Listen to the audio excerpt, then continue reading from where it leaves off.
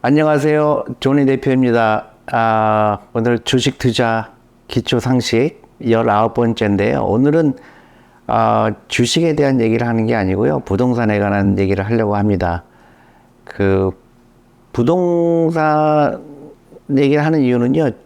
어떤 분이 저한테 말씀을 하시기를 자기는 이제 상가를 투자했는데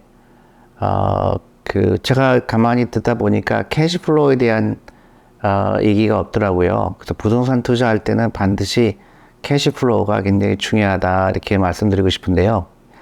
예를 들어서 여러분들이 10억짜리 부동산을 샀을 경우에 캐시플로우가 한 달에 예를 들어서 500만 원 들어온다고 가정했을 때 나가는 돈이 여러 가지 은행 이자라든가 이런 모든 비용이 500만 원 이상 되면은 그거는 굉장히 잘못된 투자라고 저는 생각을 하고 있거든요. 근데 많은 분들이 당장은 손해를 보더라도 캐시플로우가 더 나가더라도 앞으로는 부동산이 가격이 상승할 거기 때문에 괜찮다고 생각하시는 분이 있는 것 같아서 그건 굉장히 잘못된 생각이라고 생각합니다. 부동산 투자는요, 캐시플로우가 항상 포지티브해야 됩니다. 그렇지 않으면 굉장히 위험한 투자예요. 또 어떤 분은 이렇게 얘기해요. 우리 부동산 투자하는데 앵커 테넌트라고 그러죠. 그래서 뭐 은행이 있다거나 아니면 스타벅스가 있거나 아니면 굉장히 유명한 브랜드를 갖고 있는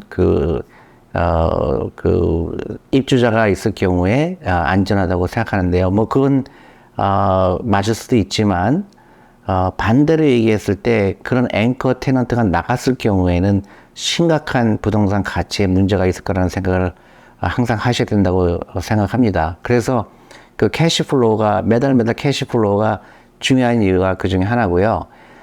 제가 미국을 떠날 때가 정확하게 10년 전이죠. 그러니까 2013년 그때 이제 미국의 그런 여러 가지 금융 위기가 해소되는 과정에 있었죠. 그래서 그 당시에 제가 살던 동네에 많은 몰이 있습니다. 쇼핑몰이 있었는데요. 너무나 놀랍게도 그 당시에는 다 앵커 테넌트가 있었죠. 유명한 그런 브랜드를 갖고 있는 백화점이라든가 아니면 뭐 음식점이 될 수도 있고요. 근데 놀랍게도 제가 최근에 미국을 다시 갔다 왔는데 그 당시에 앵커 테넌트가 있던 건물들이 지금도 없는 거예요. 그래서 저는 너무 놀란 거죠. 그래서 캐시플로우가 맞춰지지 않았을 때 부동산 투자는 굉장히 위험한 겁니다. 앞으로 부동산 가치가 올라가기 때문에 지금 캐시플로우를 마이너스가 돼도 괜찮다고 생각하는 것은 굉장히 위험한 생각이라고 생각이 들어서 여러분들께 말씀드리게 됐습니다. 부동산 투자할 때는 항상 포지티브 캐시플로우가 있어야 된다. 그 말씀을 꼭 드리고 싶습니다. 여러분들 의견이 있으시면요, 댓글로 남겨주시면 저희가 성의껏 대답을 해드리도록 하겠습니다. 감사합니다.